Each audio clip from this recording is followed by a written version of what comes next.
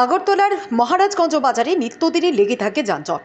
যেখানে খুশি সেখানে গাড়ি দাঁড় করিয়ে লোডিং আনলোডিং করা হয় গাড়ি। সেখানে একজন বা দুজন থাকে ট্রাফিকের কর্মী, ফলে তাদের পক্ষে সম্ভব হয় না এই যানজট সামাল দেওয়া।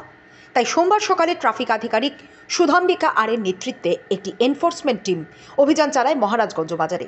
শেষবারের মতো আজকেই রাস্তার উপর পার্কিং করে রাখা গাড়িগুলিকে সতর্ক করা হয়। তারপরও যদি এরকমভাবে রাস্তা দখল করে গাড়ি পার্কিং করে রাখা হয় তাদের বিরুদ্ধে আইনগত ব্যবস্থা নেওয়া হবে বলে জানান তিনি। स्पेशल एनफोर्समेंट कर रहे हैं, तो हम लोग अभी एनफोर्समेंट करते रहेंगे और यहाँ पे जो एनक्रोचमेंट है उसको हम हटाएंगे। जो भी रोड को ऑब्स्ट्रक्ट कर रहा है, कंजेशन कर रहा है, जैम कर रहा है, उसको हम लोग सॉल्व करने के लिए कोशिश कर रहे हैं। फिर भी अगर ना नहीं हुआ तो फाइन वगैरह ऐसा कुछ होगा? हाँ, हम लोग अगर ये लोग बात मानते नहीं हैं तो हम लोग को लीगल एक्शन लेना पड़ेगा। मैडम आप आज आए हैं, आज ठीक हो जाएगा, लेकिन 2 दिन बाद ऐसे ही सेम हो जाएगा। एनफोर्समेंट करते रहेंगे, हम लोग आते रहेंगे कंटिन्यूसली, तो ये रिजॉल्व कर लेंगे।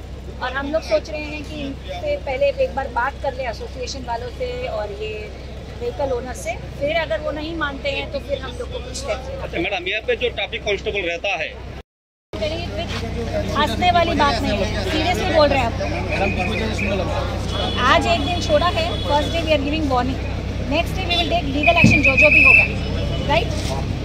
ये बहुत दिनों से चला आ रहा है, हम देख रहे हैं, और हमारा एक कांस्टेबल ये नहीं कर पाएगा।